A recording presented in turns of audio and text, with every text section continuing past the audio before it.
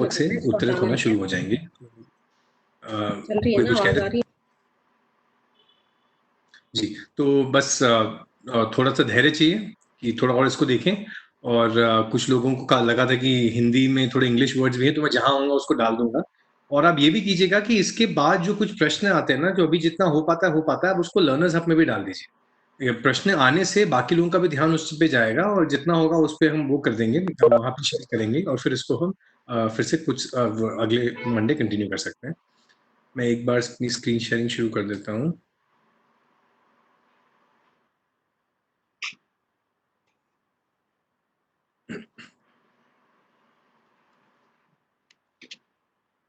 जी भैया, मेरा स्क्रीन दिख रहा है अभी?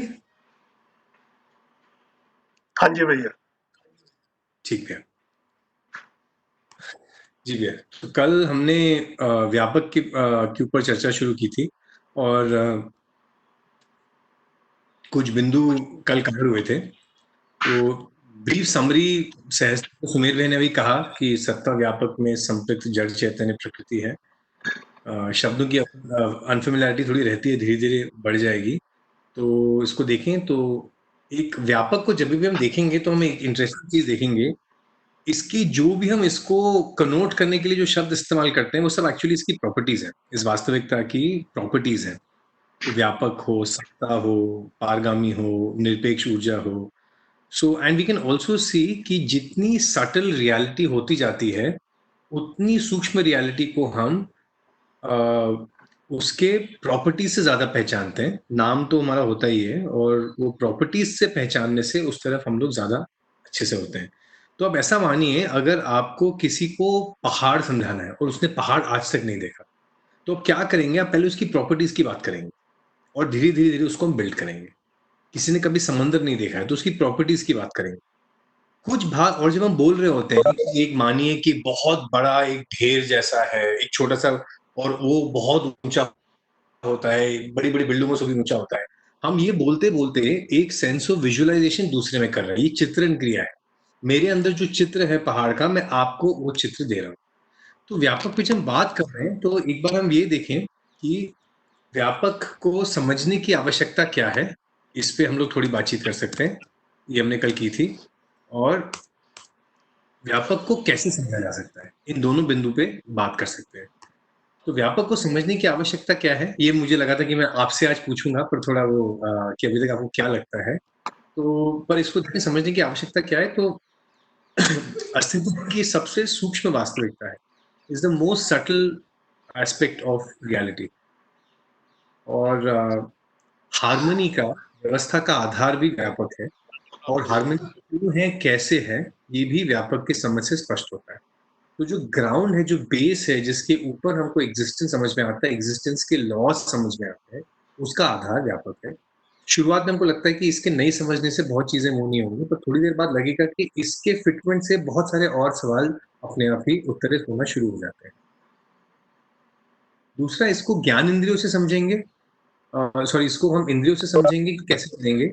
तो ज्ञान जो देखते हैं, नॉलेज जो है, उसको हम कितना सेंसेस से समझते हैं, कितनी उसको, उसकी और सटलिटी की क्या वेरिएशन होगी, उसको हम देख सकते हैं।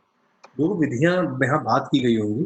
कल बहुत सारे डिस्कशन साइंस पे, डार्क मैटर फिजिक्स पे आपने यहाँ भी किया था, वहां भी किया था। तो हम देखते हैं कि इंद्रिय गोचर विधि जो होती है, जो सेंसेस बेस्ड विधि होती है, और जो ज्ञान गोचर है, इन दोनों में से कौन सी विधि को यूज करके हम लाइफ की सकल रियलिटीज को समझ सकते हैं। हम साइंस के एज में हैं, और साइंस ने एक लेवल पे बहुत अच्छा काम किया है। साइंस ने जो मटेरियल है, जो जो फिजिकलिटी है, उसकी जो डिटेलिंग है, उसके इंटरकनेक्शन है, उसको बहुत अच्छे से देखा है। पर जब हम ये देखें कि व्यापक को कैसे समझा जा सकता है, तो हम क्या क्या समझते हैं और कैसे समझते हैं, इसको देखें। मटेरियल और चीजें जो है, इसको हम कैसे समझते हैं, इसको हम सेंसेस से समझते हैं, है ना। तो मैं आपसे पूछूं कि आपको अपने कमरे के बाहर क्या दिख रहा है, तो आप बताएंगे कि अच्छा, एक पेड़ है, बहुत सारे हरे पत्ते हैं, उसमें काफी बड़ा है, तना मोटा है उसका, और एक सफेद बिल्डिंग दिख रही है सामने। ये जब हम बोल रहे हैं, हम जो चीजों को देख रहे हैं उसको शब्द दे रहे हैं, रंग के लेवल पे, रूप के लेवल पे, आकार के लेवल पे, और कुछ चीजें हम एक दूसरे के साथ पहचानते हैं। तो मटेरियल चीजें पांचों सेंसेस के डोमेन में हम उसको एक्सप्लेन करते हैं, उनकी प्रॉपर्टीज, उनके कुछ क्वालिटीज। ये एक और चीज जो हम समझते हैं, वो है भाव। अभी हमको विश्वास और सम्मान समझाना है, तो क्या हम उसके रूप, रंग, आकार की बात करेंगे कि हम कुछ और बात करेंगे? तो हम देखते हैं, हम ये नहीं बोलेंगे अच्छा विश्वास कैसा होता है, वो लाल का है, वो इस चीज़ का बना है, वो नहीं हो। विश्वास जैसे ही हम भाव की बात आ गई तो उसका एक्सप्लेनेशन का एक पैराडाइम अलग होगा। तो हमको ये भी देखना है कि जिस टाइप की रियलिटी वास्तविकता पे हम बात कर रहे हैं, उस ऑटोमैटिकली हम हमारा जो बातचीत का वो रहता है पैराडाइम, जो बातचीत का आधार रहता है, वो वहाँ बदल जाता है। और ऐसा होता भी है। जैसे ग्लास टूट गया और विश्वास टूट गया, ये दोनों एक ही तरह की घटनाओं का एक्सप्लेनेशन होगा कि इसमें अलग-अलग चीज़ें हैं। ग्लास टूटना एक चीज़ हुआ, आप आराम से उसको बता सकते हैं। विश्वास टूटने में बहुत सारी और कॉम्प्लेक्स लेयर्स आ जाती हैं। तो उसमें जीवन कैसे दिखता है, भाव क्या था, पहले क्या था, अब क्या हुआ। तो जैसी वास्तविकता जिस पे हम बात कर रहे हैं वो बदलती है, उससे बातचीत करने का दायरा, समझने का दायरा भी बदलता है। पैर। तो अगर कोई आपसे पूछे, आग्रह से म्यूट कर लें, थोड़ा डिस्टर्बेंस हो रहा है, किसी की आवाज़ आ रही थी बीच में। जी, जी, पुराने। धन्यवाद। तो विश्वास सम्मान का हम ये नहीं पूछते कि इसका रूप रंग क्या है, हमको अटपटा लगता है क्योंकि हम ये समझ चुके हैं, स्पष्ट हो चुका है कि इसको समझने का तरीका अलग होता है। तो कुछ चीज़ हमें आँख से दिखती है और संवेदनाओं से स्पष्ट होती है, कुछ हमें महसूस होती है और कुछ सूक्ष्म है, उससे भी और सटल है। तो जैसे समझ जब हम कहते हैं, व्यवस्था कहते हैं, मैं कहता हूँ एक शांत आदमी, तो जब मैं आपको एक शांत कहता हूँ, शांति कैसे दिखती है? आदमी दिखता है, तो शांति हम शांत आदमी हम बोलेंगे कि आदमी है जो ध्यान में ऐसे बैठा हुआ है, सफ़ेद कपड़े पहने हुए हैं। तो हम बार-बार शांति को कुछ ऐसी फ़िज़िकल चीज़ें डाल रहे हैं कि हमारी चित्रण में वो समा पाए। हमको ये भी देखना होगा और इस बात को स्वीकारना होगा, चित्रण की सीमा है ऐसा नहीं है, पर चित्रण क्रिया अपने में एक क्रिया है। हम समझते हैं या मानते हैं कि अंकित भैया, जी अंकित भैया, भैया, ये जी भैया। एनडीपी नारायण दास नाम से जो भी है वो म्यूट कर लेंगे, वो आवाज वहीं से आ रही है बार बार। अच्छा भैया, एनडीपी नारायण दास जी। जी। तो हम बार-बार किसी चीज़ को उसका चित्रण में हम किसी चीज़ को शब्द दे रहे हैं, उसको बनाने की कोशिश कर रहे हैं। तो जो भी हमें कामना आती है, जैसे हमने बोला एक ऐसी चीज़ जिसका फॉर्म नहीं है। जैसे हम बोलते हैं फॉर्म नहीं है, तो चित्रण में फॉर्म चीज़ आती है। अभी हम क्या करेंगे, तो अभी हम उसकी क्वालिटीज़ को पहचानने की शुरू करेंगे। तो इसलिए ये भी समझ में आता है कि अलग-अलग फैकल्टीज़ हैं। तो ये पहले कुछ हफ्ते पहले बात हुई थी, कि जैसे पैर चलता है, नाक सूंघती है, आँख देखता है, वैसे जीवन की अलग-अलग क्रियाएँ वास्तविकता के अलग-अलग डायमेंशन को पहचानती हैं। तो चित्रण एक लेवल की चीज़ों को पहचानता है और साक्षात्कार बोध और ऊपर आत्मा ये और उससे गहरी सूक्ष्म रियलिटीज़ को पहचानती है। तो व्यापक जो है वो सबसे सूक्ष्म वास्तविकता है, जीवन से भी सूक्ष्म है। तो इसके रंग, रूप, आकार से इसको पहचानेंगे कि इसका क्या भाग है जो हमको महसूस होगा और कौन-सी क्रिया महसूस होगा। जैसे भाव महसूस होता है, वैसे ही महसूस होता है कि इसकी जो क्रिया इसको महसूस करती है वो अलग है। तो कल बात हुई कि आत्मा है जो व्यापक को का अनुभव करती है। उसको हम महसूस शब्द नहीं करते, उसको हम अनुभव शब्द करते हैं। तो अस्तित्व में जो अनुभव की बात कर रहे हैं, एक घटनाओं का अनुभव हुआ और एक व्यापक का अनुभव हुआ। सबसे सूक्ष्म क्रिया है। हम अनुभव दोनों जगह इस्तेमाल करते हैं। एक जगह हम घटनाओं का इस्तेमाल करते हैं कि मैं सुबह बस में गया, आज मुझे ट्रैफ़िक मिला या मुझे ज़ूम पे बातचीत करने का अनुभव है। हम इसको यूज़ करते हैं एज़ एक्सपीरियंस और एक एक्सपीरियंस यूज़ करते हैं जो रियलिटी का एक्सपीरियंस है। तो इस पे हम थोड़ा और ध्यान देंगे और गहराई से देखेंगे कि धीरे-धीरे व्यापक को कैसे समझा जाए। तो एक आग्रह यहाँ से ये है कि पहले उसकी हम क्वालिटीज़ के एट्रिब्यूट्स को देखें और धीरे-धीरे फिर वो कैसे फैलता है और शुरू में इकाई और व्यापक के हम दोनों को साथ-साथ देखते हुए जाएँगे ताकि वो और स्पष्ट होगा। कल हमने इनमें से कुछ बिंदु बात किए, मैं अभी इसको रंग-शून्य करता हूँ, मैं थोड़ा आगे की बात करता हूँ, फिर हम वापस आते हैं। तो जब व्यापक को देखते हैं, तो एक सवाल आता है, इकाइयों के बाहर व्यापक है, आस-पास व्यापक है या व्यापक में इकाइयाँ हैं? तो जैसे हमने जो ये वाला चित्र देखा था, स्पेस का, तो इसमें हमको लगता है कि इकाइयाँ हैं, सन दिख रहा है, प्लैनेट्स दिख रहे हैं और जो भी खाली स्थान दिख रहा है बीच में, पूरा का पूरा, एम्प्टी स्पेस, उसको हम स्पेस कह रहे हैं, उसको कह रहे हैं कि वो व्यापक है। तो एक सवाल आता है कि क्या नथिंगनेस कुछ नहीं होने को हम स्पेस कह रहे हैं? तो कह रहे हैं जो कुछ नहीं जिसको हम कह रहे हैं वो भी एक वास्तविकता है। वो इकाई जैसी नहीं है, वो अलग वास्तविकता है और जहाँ भी हमको खाली स्थान दिख रहा है एग्ज़िस्टेंस में वो वहाँ पे वो उसको कहेंगे वहाँ पे व्यापक है या स्पेस है। अभी ये जब हम प्लैनेट और सन मून को देखते हैं तो दिखता है कि आस-पास है, उसका एक शेप बना हुआ है। जहाँ शेप खत्म होती है वहाँ उसके बाद व्यापक है हमको दिखता है और वो दिख रहा है, वो एंडलेस भी है, वो कहाँ जाके रुक रहा है पता नहीं। और इससे हमको ये भी एक इमेजिनेशन आती है कि जैसे पत्थर को पानी में डाल दिया है, तो पत्थर के आसपास पानी, पत्थर पानी में डूबा हुआ है। ये बात यहाँ तक भी मैच होती है कि व्यापक में इकाइयाँ डूबी हुई हैं, मतलब उसके आसपास पानी है, वो घिरी हुई है। एक और चीज़ जो यहाँ पे है कि व्यापक इकाइयों के अंदर भी व्यापक है। अंदर का होना मतलब व्यापक है, उसमें इकाइयाँ हैं, तो इकाइयों के आसपास स्पेस है और उसके थ्रू एंड थ्रू भी स्पेस है। तो इसका क्लोजेस्ट एनालॉजी एक निकलता है, वो निकलता है कि अगर हम रूबी को लें, क्लोजेस्ट एनालॉजी बोल रहा हूँ, सबसे पास का उदाहरण, पूरा उदाहरण नहीं है, एक लेवल पे हम उदाहरण भी अपने चित्रण में मैच करने के लिए करते हैं। इसलिए जीवन क्रिया बड़ा इंटरेस्टिंग होता है। हम जो एजुकेशन में भी हैं, तो हम देखें कि बार-बार हम जो बोल रहे होते हैं, विजुअलाइज करवा रहे होते हैं, हम एक्चुअली एक चित्रण क्रिया को हम लोग उसकी जो प्यास है उसको हम फुलफिल कर रहे होते हैं। तो जो रुई है उसको अगर हम पानी में डाल दें, तो हम ये कहते हैं कि आस-पास भी पानी है और रुई के अंदर भी पानी है। उसको कहते हैं वो भीग गया है उसमें। तो यहाँ पे कहा जा रहा है कि व्यापक इकाइयाँ व्यापक में भीगी भी हुई हैं, तो आस-पास भी हैं और थ्रू एंड थ्रू भी है, ये एक बड़ी चीज़ है। तो हम क्या करेंगे, रोज़ व्यापक की 2 एस्पेक्ट्स को लेके बातचीत करेंगे। आज कुछ एस्पेक्ट्स को लेके बातचीत करते हैं, मंडे से वी विल कंटिन्यू, तो इसमें 8-10 एट्रिब्यूट्स हैं, उसको एक-एक करके करेंगे। तो आज हम जो करेंगे वो ये करेंगे कि जब हम कहते हैं कि ये कि वो आस-पास भी है, थ्रू एंड थ्रू भी है, उसका मतलब क्या है? तो एक बात तो हम लोग ऑलरेडी एस्टेब्लिश कर चुके हैं बातचीत में, इस स्पेस जो है उसका हमको कोई छोर नहीं दिखता, उसका कोई किनारा नहीं दिखता। और इमेजिन भी कीजिए, किसी बच्चे को बोलें कि आप इमेजिन करो कि धरती के बाहर क्या है, तो बोलेगा बहुत सारे प्लैनेट्स हैं, और दूर जाओ, खाली स्पेस कहाँ तक फैला हुआ है, खालिस्तान। वो जाएगा, जाएगा और फैलाएगा और फैलाएगा, कल भी बात हुई थी। तो कहीं न कहीं जाके लगेगा हाँ, एक दीवार जैसी कुछ आ गई है या फिर कुछ एंड आ गया है, मतलब उसकी खूबसूरत भी कुछ होगा। तो दिखता है कि सडनली कल्पनाशीलता में एंडलेसनेस समाती नहीं है।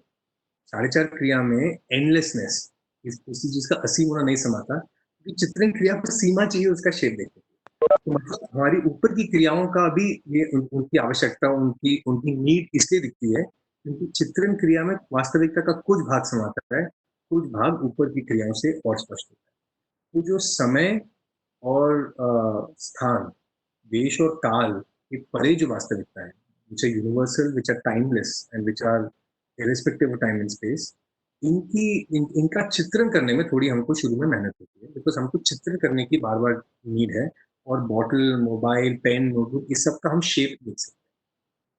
तो संपृक्तता को समझने जाएँ, तो एक हम देखेंगे कि हमारे इमेजिनेशन में भी हम ऐसे करते थे कि हम स्पेस को इमेजिन करते हैं, और स्पेस को इमेजिन करेंगे तो ऐसे देखेंगे कि ऐसी एक वास्तविकता है जो ट्रांसपेरेंट है और जिसमें इकाइयाँ हैं। और इसमें एक और चीज़ देखेंगे कि व्यापक में इकाइयाँ हैं और उसके अंदर होने से इकाइयाँ व्यापक के बाहर नहीं जा सकती। तो क्या होगा फिर, आपका व्यापक का जो इमेजिनेशन होगा वो पूरी जगह फैल जाएगा, ऊपर नीचे हर जगह पे। तो दिखेगा कि वो फैला हुआ है पूरा, उसके एंड्स पे नहीं जाते अभी, और उसके अंदर इकाइयाँ हैं। तो जैसे पानी के अंदर पत्थर है, तो वो उसके अंदर डूबा हुआ है, क्योंकि पत्थर पानी के बाहर नहीं है। उसी तरीके से व्यापक में इकाइयाँ डूबी हुई हैं, इसलिए हम एक डूबा शब्द इस्तेमाल करते हैं। ये डूबा और भीगा घेरा इसलिए भी इस्तेमाल कर रहे हैं, क्योंकि जो अभी का कंटेंट है, ये जीवन विद्या का परिचय शिविर है। आप में से जो लोग मध्यस्थ दर्शन को और अध्ययन करना चाहते हैं, इसकी डेप्थ को देखना चाहते हैं, और तो ये वर्ड्स जो हैं वहाँ पे और जाके और ये उनकी और बारीकियाँ निकल के आती हैं, जो आगे विभाग में की किताबें हैं, दर्शनवाद शास्त्र है। तो इकाइयाँ व्यापक में इकाइयाँ हैं, और इकाइयाँ व्यापक से बाहर नहीं है, जो पहला पॉइंट है, इसलिए कहेंगे कि व्यापक में इकाइयाँ डूबी हुई हैं। डूबे होने से हम सब अगर एक ही मीडियम में डूबे हुए हैं, तो हम एक दूसरे को पहचान पाते हैं। हमारे पास इंटरैक्शन का, पहचानने का, निर्वाह करने का एक मीडियम है। तो हम ये देख सकते हैं कि एक दूसरे को पहचान पाना, निर्वाह कर पाना, समझ पाना, और कुछ चीज़ जो मेरे सामने आँखों के सामने नहीं है, फिर भी मैं उसको कैसे समझ पा रहा हूँ, तो ये समझ में आता है कि व्यापक में डूबे होने से हर इकाई को समझने की ताकत हमें रहती है, वो प्रत्यक्ष हो या ना हो। तो डूबा ये हुआ। दूसरा हुआ कि जैसे ये पेन लिए हम, तो व्यापक इसको घेर के भी रखा हुआ है। घेर के मतलब क्या है? एक तो है कि ये पेन का शेप कैसे होता है, तो हम कहते हैं पेन का शेप इसलिए क्योंकि इसका एटॉमिक स्ट्रक्चर, मॉलिक्यूलर स्ट्रक्चर एक तरीके का है, फैक्ट्री में इसको यहाँ से शेव किया, यहाँ से शेव किया और इसको ऐसे यहाँ बाइंडिंग की हुई, तो ये है। तो एक तो ये चीज़ है, दूसरा ये भी है, अगर ये और ये के बीच में व्यापक नहीं होता, दूसरे के अंदर मौजूद है। तो स्पेस ये भी करता है कि स्पेस इकाइयों को घेरे भी हुए है और इसलिए इकाई का फॉर्म स्पष्ट होता है, इकाई का एक शेप स्पष्ट होता है और इकाइयों में एक मिनिमम निश्चित दूरी भी रहती है, क्योंकि यहाँ प्रपोजल है कोई भी इकाई व्यापक से कॉन्स्टेंटली घेरे हुए, इवन एन एटम, तो स्पर्श नहीं हो रहा है, बीच में व्यापक है, बट एक्सचेंज और इंटरेक्शन हो रहा है। तो घेरे होने से एक संरक्षण है, इकाइयां आपस में मिलती हैं तो मॉलिक्यूलर फोर्सेस से मिलती हैं, पर अपने आप अनलेस उनमें एक मिलन होने का एक नियम ऑपरेट कर रहा है, इकाइयों का संरक्षण एक लेवल पे है। इसलिए भी कहते हैं कि फंडामेंटली कुछ चीज खत्म नहीं होती इकाइयों में, वो बस अपना शेप बदलते रहती है, because fundamentally deep down an इकाई कांट, वो खत्म नहीं हो जाएगा, वो अपना शेप बदलेगा, एक और एक और चीज का पार्ट बन जाएगा। तो घेरे होने से हमको ये समझ में आता है।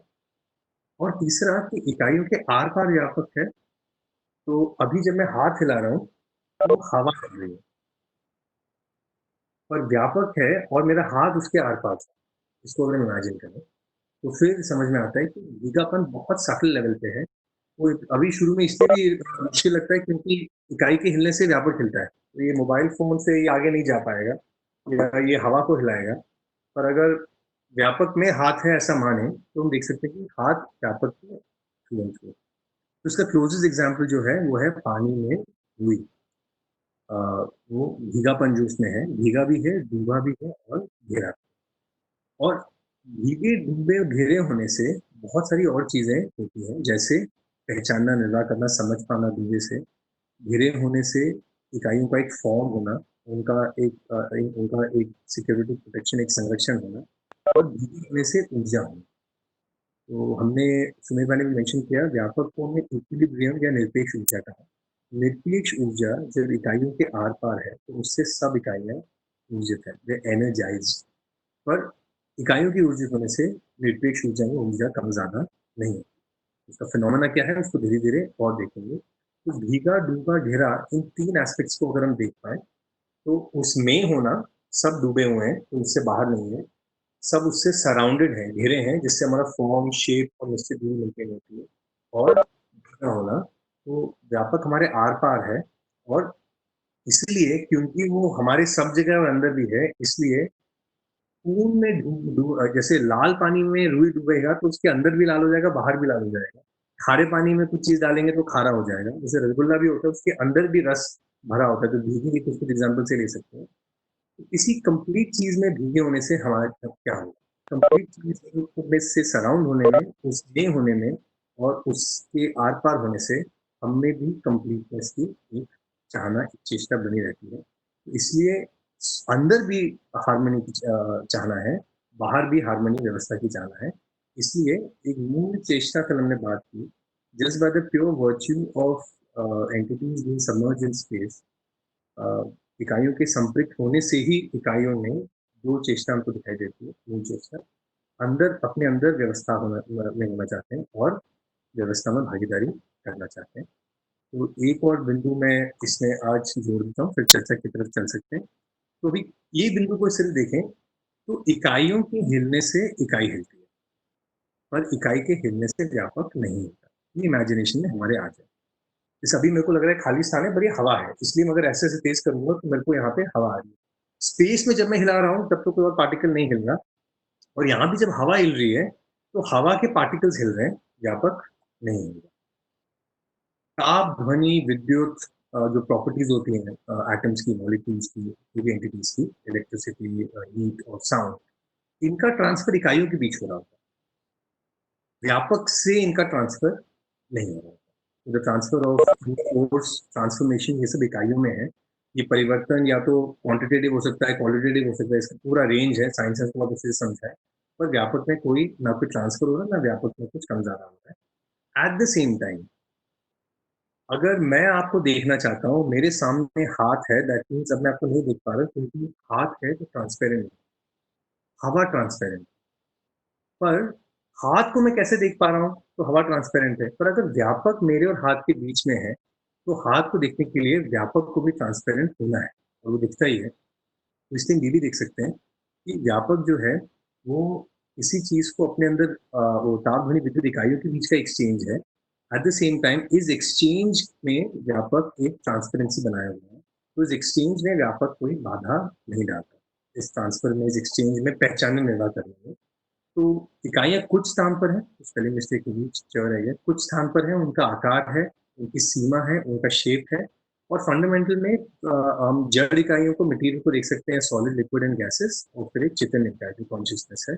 और व्यापक खाली स्थान है, उसमें उसकी कोई सीमा नहीं है, उसकी प्रॉपर्टीज जो उस पर हम बात कर चुके हैं। और जैसे सॉलिड, लिक्विड, गैसेस हैं, उसके हिसाब से उनका ट्रांसपेरेंसी, ओपेसिटी, हीट और ये सब है।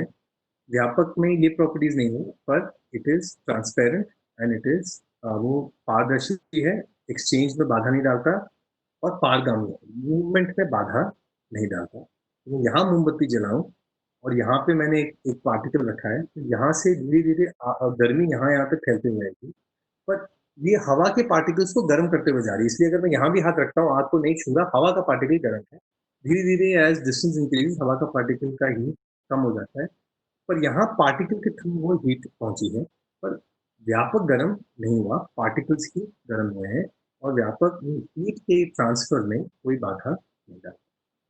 तो आज हमने दो टॉपिक्स किए, लीजिए डूबे और घिरे होने को, और इकाई और व्यापक के कुछ डिफरेंस को देखते थे। तो मुझे लगा था कि आज हम इतना इस पे रुकते हैं, और एक बार थोड़ा अगर समंदर संजीदा को जिसमें ऐड ऑन करना चाहेंगे, उसके बाद थोड़ा Q&A के लिए टाइम देते हैं।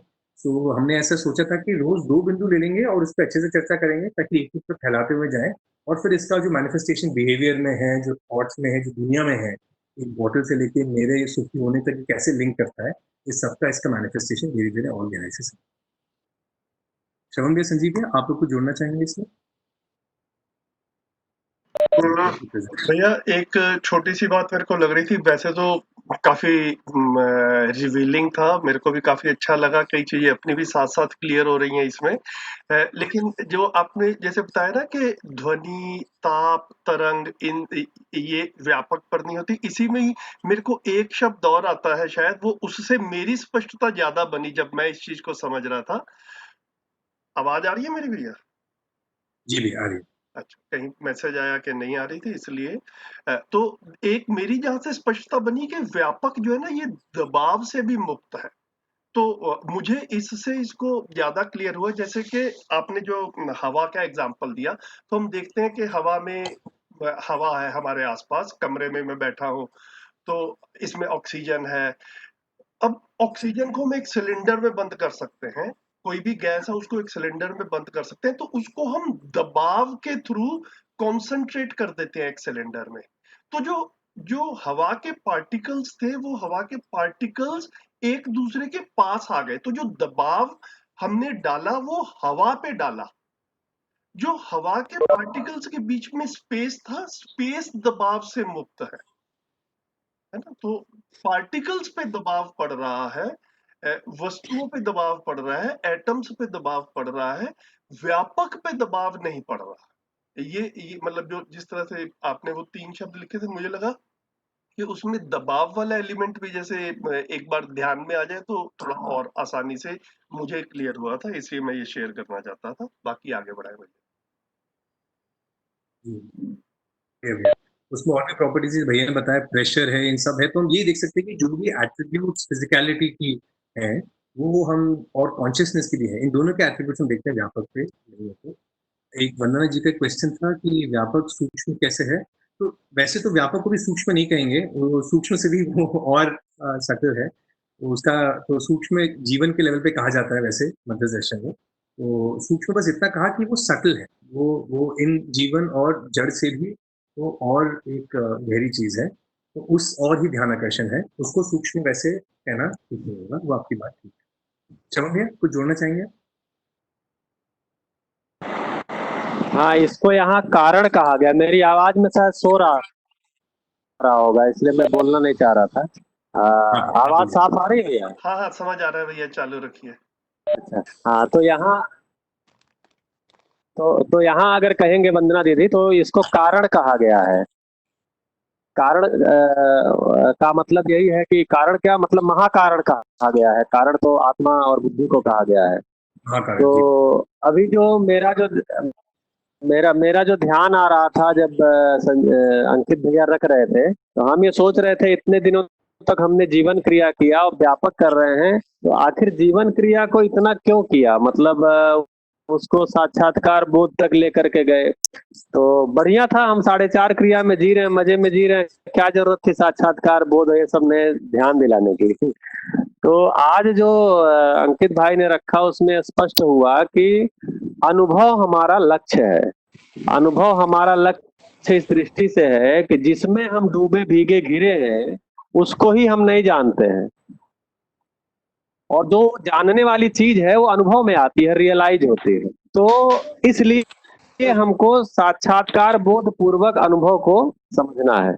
तो कुल मिलाकर के अनुभव की जो योग्यता है वो आत्मा में है, अनुभव क्रिया में है। मतलब अनुभव क्रिया जो है वो आत्मा की योग्यता है। अब अगर आत्मा मतलब बुद्धि चुप है तो बुद्धि और आत्मा के बीच में जो कनेक्शन नहीं है उसके कारण वो अनुभव हमको होता नहीं है। तो सारा का सारा जो साक्षात्कार बोध है वो अनुभव के लिए है। अनुभव क्या चीज का, तो सत्ता का। तो अब जो हम लोग दृष्टियां देखे थे तुलन में न्याय धर्म सत्य, तो उसमें न्याय स्पष्ट होता है साक्षात्कार पूर्वक। एक एक मूल्य को हम समझते हैं, ये 30 मूल्यों को समझना, ये न्याय स्पष्ट होना है। फिर जो बोध होता है ये सभी का एक में कनेक्ट होना, कनेक्शन होना, ये बोध होता है। ये सारी चीजें कैसे जुड़ी हुई हैं, तो हमको धर्म समझ में आता है। तो न्याय का मतलब मूल्य समझ में आया तो न्याय है, और मूल्य सारे एक दूसरे में जुड़े हुए पूरी व्यवस्था समझ में आती है, वो धर्म है। और आज जो ये चीजें बातें की गई इससे जो ध्यान जाएगा कि ये सत्य क्या है, तो सह अस्तित्व ही सत्य है। तो सत्य का अनुभव होता है। तो जो न्याय धर्म सत्य 3 दृष्टियों की बात हुई थी, तो सत्य दृष्टि जो है वो अनुभव पूर्वक ही आती है। तो एक्चुअली दृष्टि बदलने की बात है तुलन में, वो अनुभव पूर्वक ही आती है। पूरी दृष्टि जो मतलब 4.5 क्रिया से 5 क्रिया होना, मतलब 10 क्रिया होगी तो 5 ये पूरा होगा। तो मतलब ये 5 पूरा होके 6वां नहीं होता है, 10 ही पूरा होगा फिर। तो ये जो हम जीवन क्रिया में चीजों को समझे थे उसको यहाँ स्पष्ट करें कि न्याय धर्म और सत्य। तो व्यापक जो है ये व्यापक, अब यहाँ से मुझे जो, मैं जब इस शिविर को किया था और व्यापक पे मेरा ध्यान गया था तो मुझे वो सूत्र समझ में आया था, वसुधैव कुटुंबकम। ये जो सूत्र दिया गया है शायद उसमें मंडूक उपनिषद में, किसमें है याद नहीं आ रहा हमें, महोपनिषद में शायद है। तो वो हमें स्पष्ट हुआ कि क्यों हम विश्व को परिवार कह रहे हैं। तो जैसे हम एक परिवार में एक घर में रहते हैं तो एक उसकी शरीर परंपरा है, मतलब हमारे कोई बाबा दादा है, नाना नानी है, उससे जुड़ा हुआ सारा जो संबंध है उसको हम परिवार बोल रहे हैं। यानी एक घर में रहने वाले एक शरीर परंपरा, जो चीज मतलब जो भी शरीर उसमें से पैदा हुआ है और उसमें ही है, उसमें ही बना हुआ है, उस सबको हम परिवार बोलते हैं। तो अगर संपूर्ण अस्तित्व किसी वस्तु में डूबा भीगा घिरा है तो उसके अंदर जो डूबी भीगी घिरी हुई चीजें हैं वो सभी एक परिवार का हिस्सा है।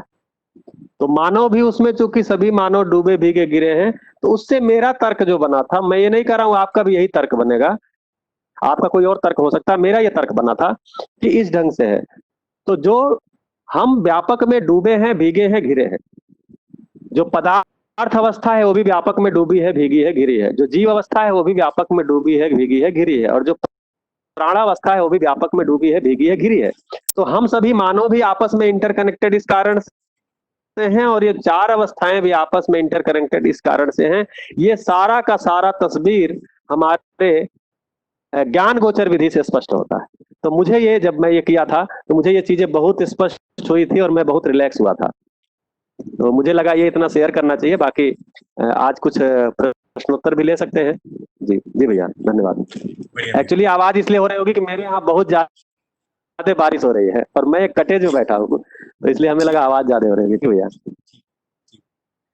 तो भी प्रश्नोत्तर ले लेते हैं। मेरा एक आग्रह है, अभी हम इसको तुलना या कंपैरिजन में ना जाएं। तो उसका मतलब है कि अभी हमने साइंस में और अपने काफी सारे अदर टेक्स्ट में, नॉन साइंस साइंस या फिलोसॉफिकल टेक्स्ट में बहुत कुछ पढ़ा सुना है, ओरिजिन के बारे में, यूनिवर्स के बारे में, स्पेस टाइम के बारे में। तो अभी मेरा आग्रह है कि एक दो सेशन और यहाँ पे क्या कहा जा रहा है उसको पहले एक बार देखते हैं। एक बार ये क्लियर हो गया कि हाँ मीनिंग क्या कहा जा रहा है, then we can talk on some common parameters. जैसे देखिए विश्वास, अभी हम एक ऐसे स्तर पे पहुंचे हैं जो विश्वास को हम बहुत डीप पे बात कर पाते हैं, because we are both on the same platform in terms of word meanings. तो अभी उसको स्पष्ट करने के लिए हम भी रहे, और फिर धीरे धीरे जो टेम्पटेशन जो रहता है कि बाकी सब चीजें कनेक्ट कर रहे हैं इमीडिएटली, और उसको फिर अगले हफ्ते फिर हम धीरे धीरे और चीजों के साथ कनेक्ट करते हैं। ठीक है, तो अभी प्रश्न उत्तर ले लेते हैं अभी, और ब्रीफ में रखेंगे। हम कोशिश करते हैं 5-6 मिनट में जितना करेंगे, और इसको हम कंटिन्यू करेंगे। इसलिए अभी मेरे से 2 बिंदु आज हमने स्पष्ट किए, श्रवण ने भी और कुछ बिंदु पे ध्यान दिलाया। We will come to it and we cover all of that. Manav Lakshya, family, ये सब वो सब क्यों कनेक्टेड है, कैसे रहेंगे, जी। हेलो, 5 मिनट शेष हैं, तो हमारे साथी जो प्रश्न रखना चाहते हैं वो रख सकते हैं। जी हेलो अंकित भाई, जी। क्या व्यापक स्टेबल है?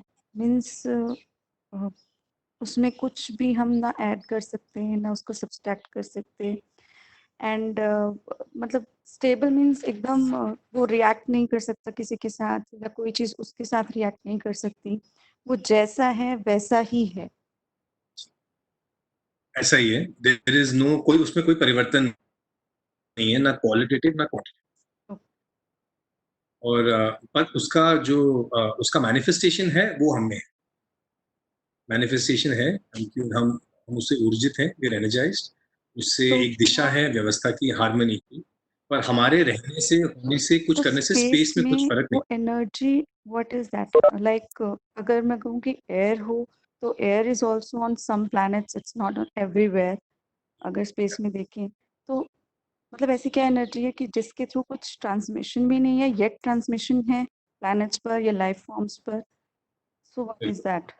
अगर ऐसी कोई चीज़ है तो इट मीन्स कुछ तो उसके अंदर वेरिएशन होना चाहिए।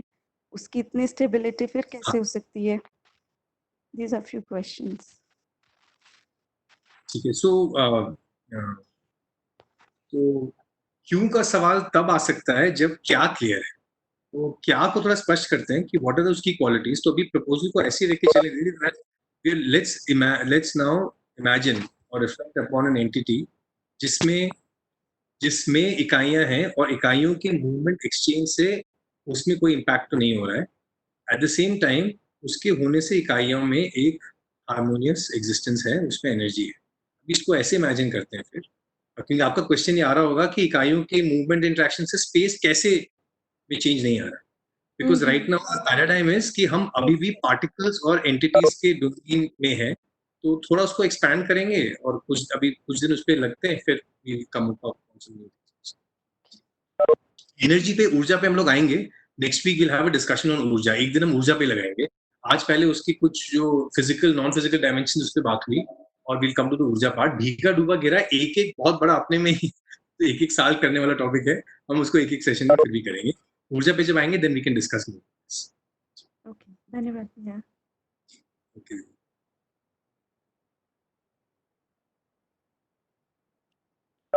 कोई साथी जो प्रश्न पूछना चाहें? चलिए जी तो भैया, जी भैया मैं पूछूं?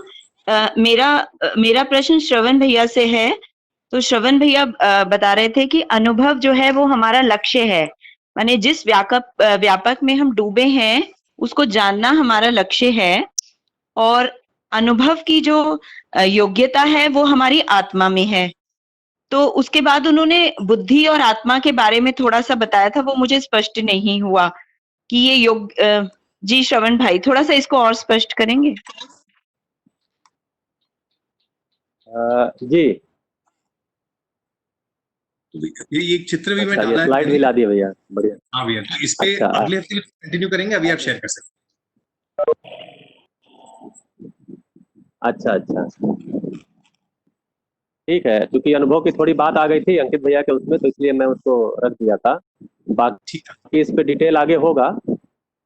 तो हाँ, तो मैं ये कह रहा था कि बुद्धि अगर चुप है, ऐसा जब ये क्रिया चल रही थी तो उसमें ध्यान आया था कि बुद्धि अगर चुप है तो फिर आत्मा से और बाकी की जो क्रिया है, मतलब अभी जो महाकारण जो कहा था उसमें यहाँ पर इस दर्शन में शरीर को स्थूल कहा है, मन और वृत्ति और ये 4.5 क्रिया है उसको सूक्ष्म कहा है, और जो चित्त और ये जो ऊपर की क्रिया है इसको बुद्धि और आत्मा को जो है वो कारण कहा है और व्यापक को महाकारण कहा है। तो एक्चुअली जो कारण क्रिया है और जो सूक्ष्म क्रिया है उसके बीच में कनेक्शन नहीं रहता, इसलिए हम वो बैरियर पार नहीं कर पाते। तो साक्षात्कार बोध जो है वो बैरियर हटना है, तो साक्षात्कार बोध पूर्वक हम अनुभव संपन्न हो सकते हैं, ऐसा इसमें कहा गया। बाकी आगे और चर्चा होगी तो और स्पष्ट होगा। जी बढ़िया भैया, धन्यवाद। अभी समय समाप्त होने को है, तो साथियों कल फिर मुलाकात होगी। अपने प्रश्नों को कहीं ना कहीं अंकित करके रखें और बहुत सुंदर आगे की चर्चा को लेकर आगे वही अभी अंकित कर रहा था मैसेज में कि अपने अंकित जी के लिए अंकित करें।